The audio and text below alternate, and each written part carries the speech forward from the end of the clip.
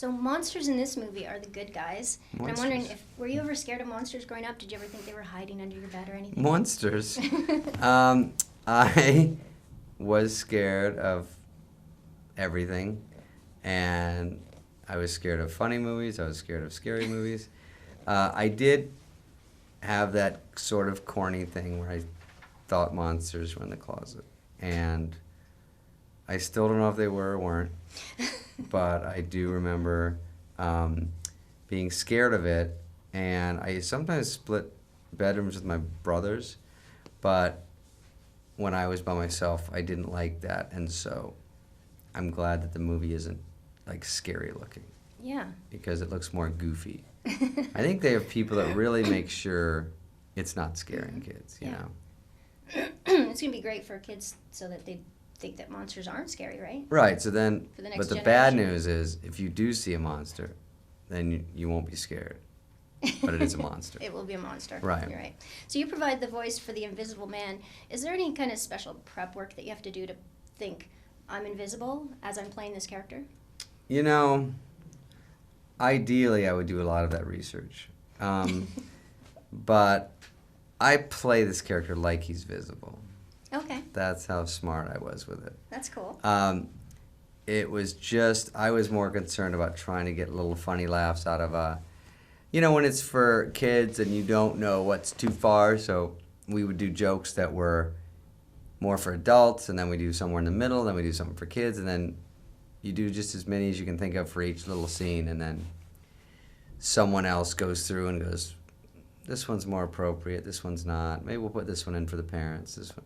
So I think everyone does that when they shoot, and then at the end you just don't know what they take.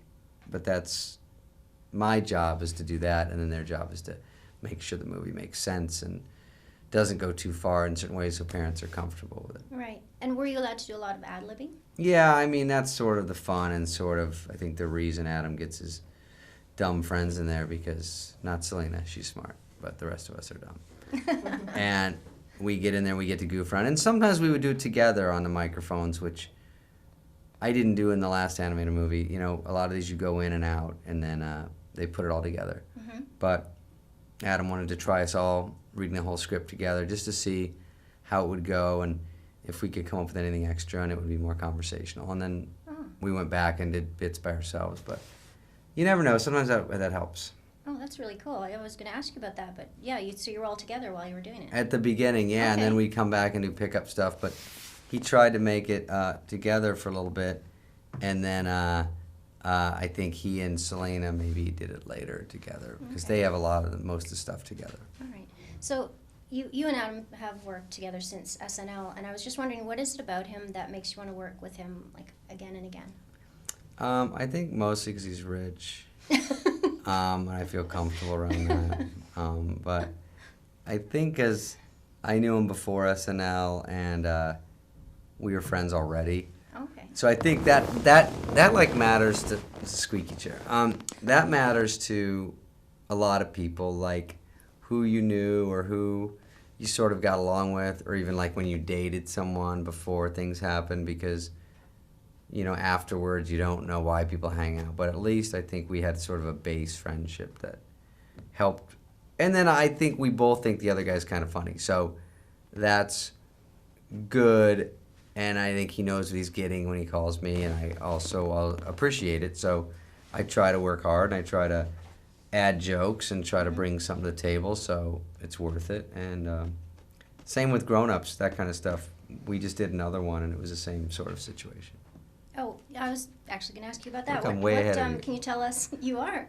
Can you tell us a little bit of what we can expect from Grown Ups? Yeah, Grown Ups 2, we just finished. It was really, really fun, and I think it's a lot like the first one. It's just more going on, and there's a few more characters, and we've got this kid from the Hunger Games, Alexander, in it, and we've got Taylor Lautner, who's kind of a bad guy, and there's just more stunts and more craziness, and you know, we had to up it a little bit from the first one.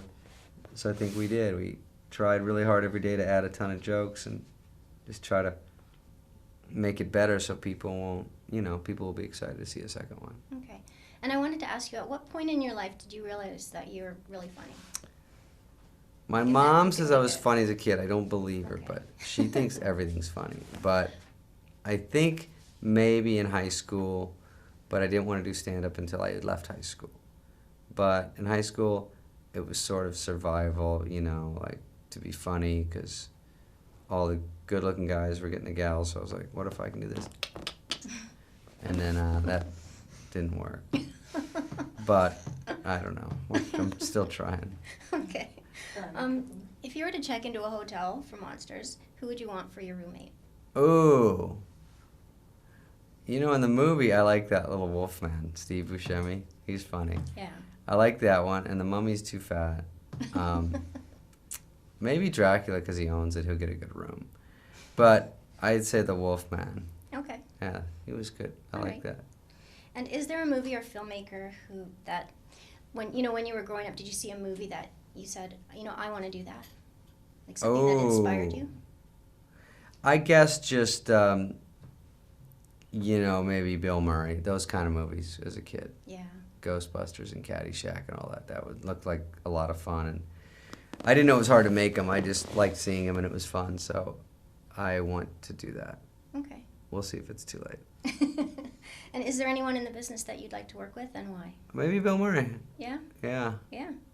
Okay. Bill Murray and then Paul Thomas Anderson would be fun because I could maybe ruin one of his movies. But Bill Murray and I will definitely for sure do a movie. Oh, that would be amazing. Okay. Let him know. All right. right. Thank you so much. And we just want to give you this little gift. Oh no. There you go.